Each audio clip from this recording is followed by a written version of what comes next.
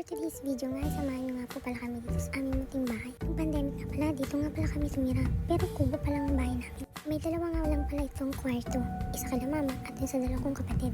Sobrang hirap nga palang lumipat ng bahay kasi yung dating tinutuluyan nila mama, kailangan na nilang umalis dahil nabili ng lupa. Kung makikita nyo, ito nga pala yung bahay kubo kung saan kami tumira noon ng pandemic. Siyempre sobrang saya dahil magkakaroon na kami ng malilipatang bahay. At masasabi talaga namin amin. Ako, nakakaloka ang paglilipat bahay kasi sobrang daming gamit. Inaya ko ni mama dito para makapaglinis kahit papaano. Sobrang dami nga pala ng gamit namin. Hindi namin alam kung saan uunahin namin. For the linis mo lang mga person, mga auntie. Hindi nga pala lang kung anong uunahin ko dito. Ako ba yung kalat o hindi? Muna pala kami maglinis dito sa kabilang kwarto. Maging si mama hindi na alam kung anong uunahin ng linisan. Sa dami ng kalat. Hindi pa rin naman kasi tapos hanggang sa dulo dahil nagpalagay sila ng kusina. For the walis nga ang person sa mga oras na ito. Pati nga si mama sobrang alikabok at hindi din namin alam kung paano nga maayos ito. Bayanihan nga muna pala kami ni mama dito dahil wala kami ibang kasama. Pinuhusan ko nga pala ng tubig itong sahig. Nang sa ganun ay hindi siya maalikabok at hindi masakit sa ilong. Ito nga palang ginamit ko kasi mas okay siya gamitin kaysa sa walis tingting. Pagkatapos nun, ito naman ang ginawa ko. Good ako ng sementong matigas. Basta yun na yun. Makikita mo naman sa video, diba? Guys, ito nga pala yung likod namin. Ayun lang siya, maliit lang siya. Masikip. Maluwang na rin pala itong kwarto. Kasya ng 2 tao.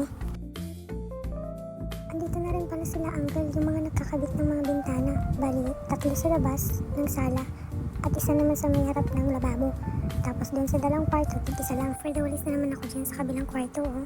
Sige lang, go. Kaya natin ito.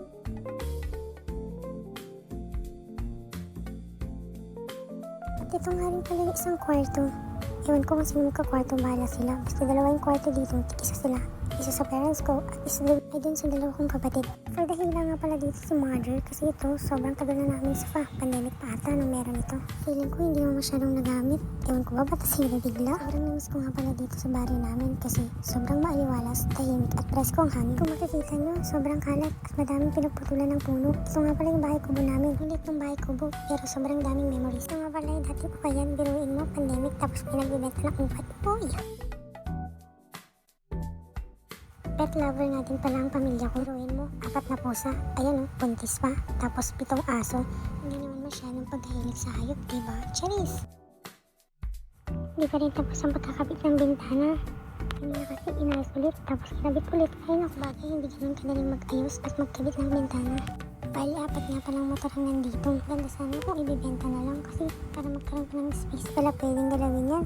Baka magwala si Pudra. Haha! Nakabit na nga pala itong 3 bintana dito sa may sala. In fairness, maganda siya. Tsaka hindi ka makikita sa loob. May pang selfie ng person. Charis! Hanggang dito muna guys. Part na lang. Bye!